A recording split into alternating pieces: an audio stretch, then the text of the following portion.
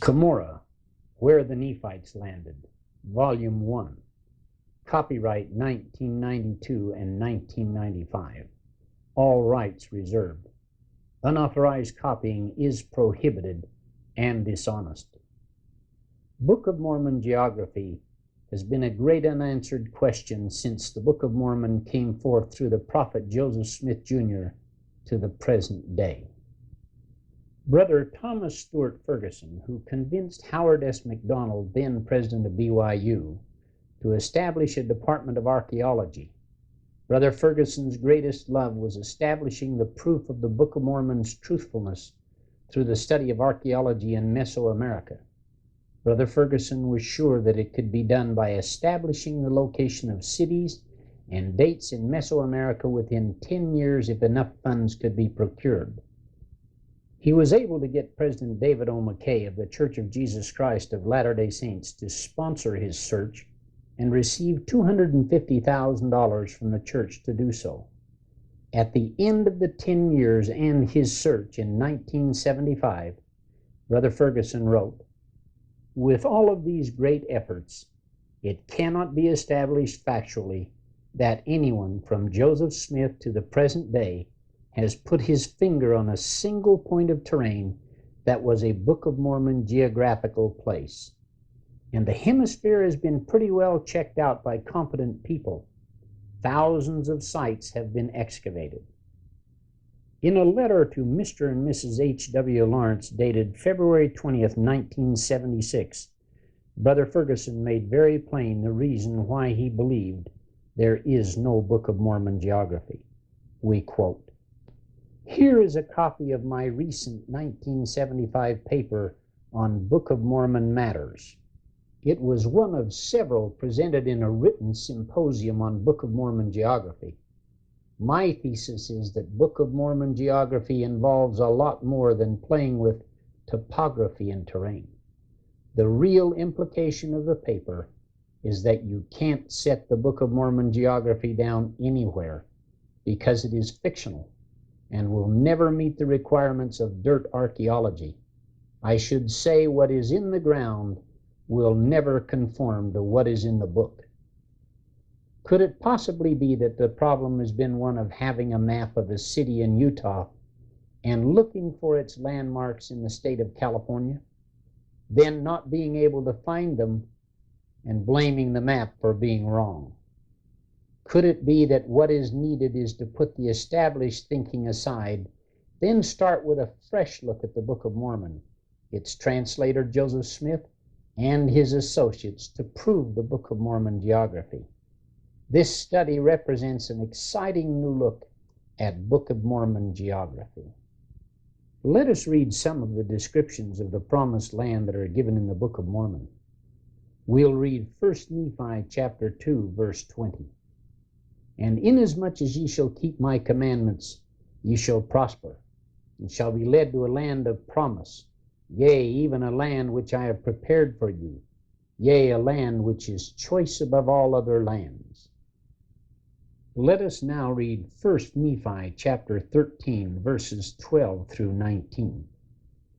"And I looked and beheld a man among the Gentiles who was separated from the seed of my brethren by the many waters.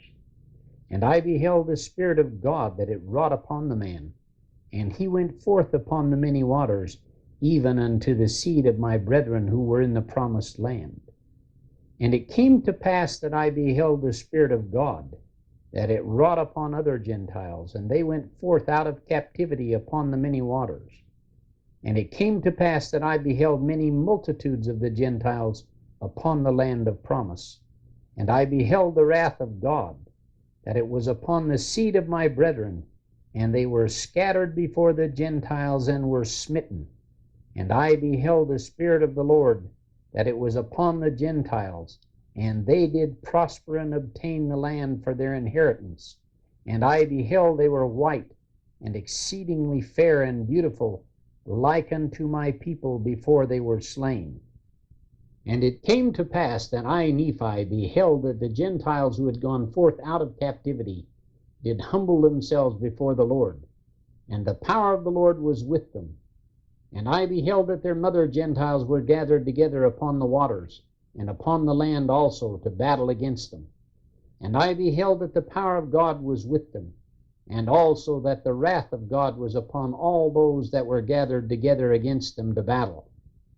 And I, Nephi, beheld that the Gentiles that had gone out of captivity were delivered by the power of God out of the hands of all other nations. Now, 2 Nephi chapter 10, verses 10 through 14. Note in the following, when the Lord speaks of the United States, he calls it this land. But behold, this land, said God, shall be a land of thine inheritance, and the Gentiles shall be blessed upon the land. And this land shall be a land of liberty unto the Gentiles, and there shall be no kings upon the land, who shall raise up unto the Gentiles. And I will fortify this land against all other nations, and he that fighteth against Zion shall perish, saith God. For he that raiseth up a king against me shall perish. For I, the Lord, the King of heaven, will be their king, and I will be a light unto them forever that hear my words. Now 3 Nephi chapter 21, verse 4. For it is wisdom in the Father that they should be established in this land, and be set up as a free people by the power of the Father, that these things might come forth from them unto a remnant of your seed, that the covenant of the Father may be fulfilled, which he hath covenanted with his people, O house of Israel. And finally, Ether chapter 13, verses 1 through 6. And now I, Moroni, proceed to finish my record concerning the destruction of the people of whom I have been writing.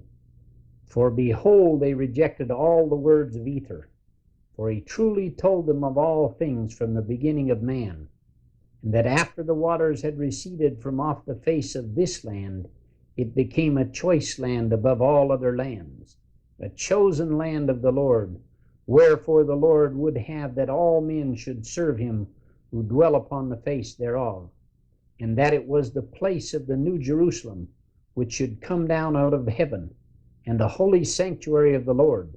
Behold, Ether saw the days of Christ, and he spake concerning a New Jerusalem upon this land. And he spake also concerning the house of Israel, and the Jerusalem from whence Lehi should come. After it should be destroyed, it should be built up again, a holy city unto the Lord. Wherefore it could not be a New Jerusalem, for it had been in a time of old. But it should be built up again, and become a holy city of the Lord, and it should be built unto the house of Israel. And that a New Jerusalem should be built upon this land unto the remnant of the seed of Joseph, for which things there has been a type. Let us read Doctrine and Covenants, section 101, verse 80. Here the Lord states that the Constitution would be established for this land, the United States of America. And for this purpose have I established the Constitution of this land, by the hands of wise men whom I raised up unto this very purpose, and redeemed the land by the shedding of blood. The Scriptures tell us the promised land would be choice above all other lands. The land that became the United States of America is choice above all other lands of the earth. If that is not true, why do the peoples of all other nations, including Central and South America, want to come to this land to live? If Central or South America were the promised land, they would not want to leave. The white Gentiles of European descent came to this land with religious freedom as their goal. They possessed the land and remained, just as Nephi said they would. This has not been the history of Central and South America. Nowhere but upon the land that became the United States of America were the Lamanites so badly treated, smitten, driven from the land of their possessions, and almost annihilated, just as declared in the Book of Mormon.